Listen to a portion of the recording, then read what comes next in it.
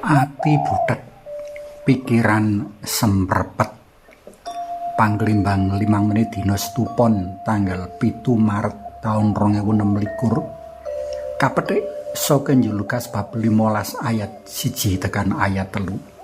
Katerusake ayat 11 tekan ayat 32. Ora saben wong bungah rikala menangi wong liya antuk kabegjan utawa kanugrahan.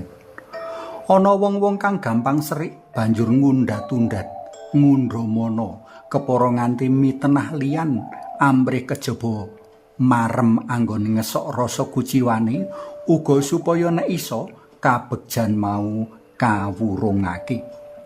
Wong sing rembug, wong mau meri Ginio kabegjan mau ora tumiba marang dheweke.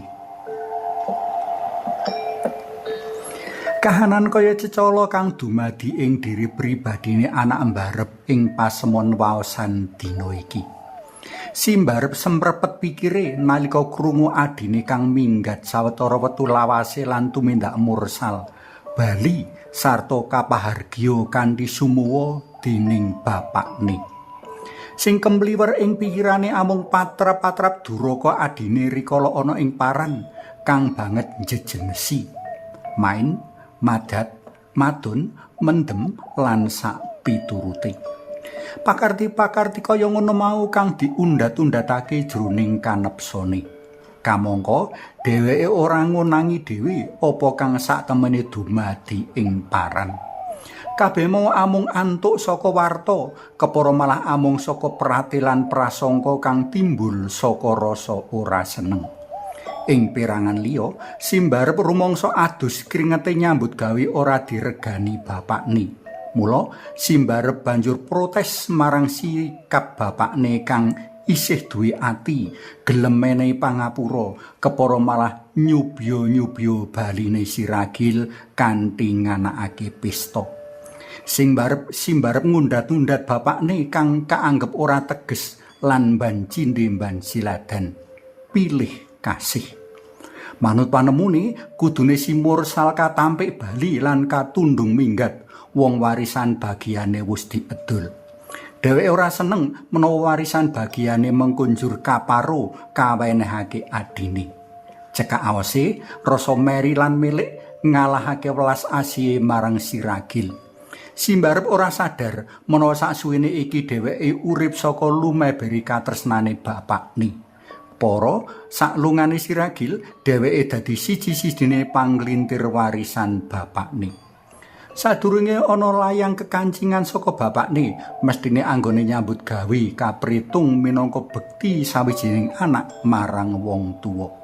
Nanging marga butek ati kabeh kabecikane wong tuwa ora katon. Pangriya-riya sing bapak wicaksana marang si mbarep sajak ngilingake marang sih katresnane si bapak uga ora kagapi. Le, satemene awake dhewe kudu bungah awit adimu wis mati lan urip meneh. Dheweke wis ilang lan bisa katemokake manih. Anak ragil wis bali nanging anak mbarep isih mutung ana njaban omah alias durung bali.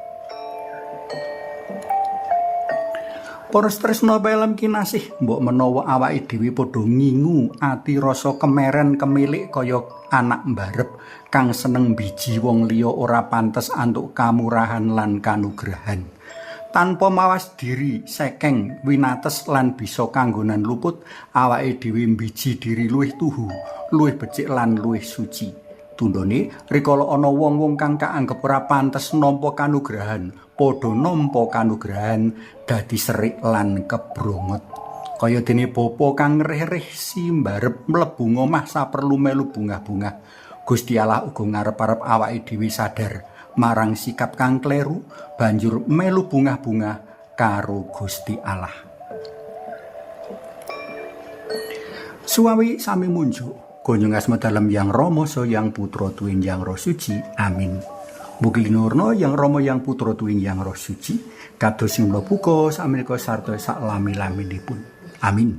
Kunjung asma dalam Yang Rama so Yang Putra Tuwin Yang Roh Suci. Amin.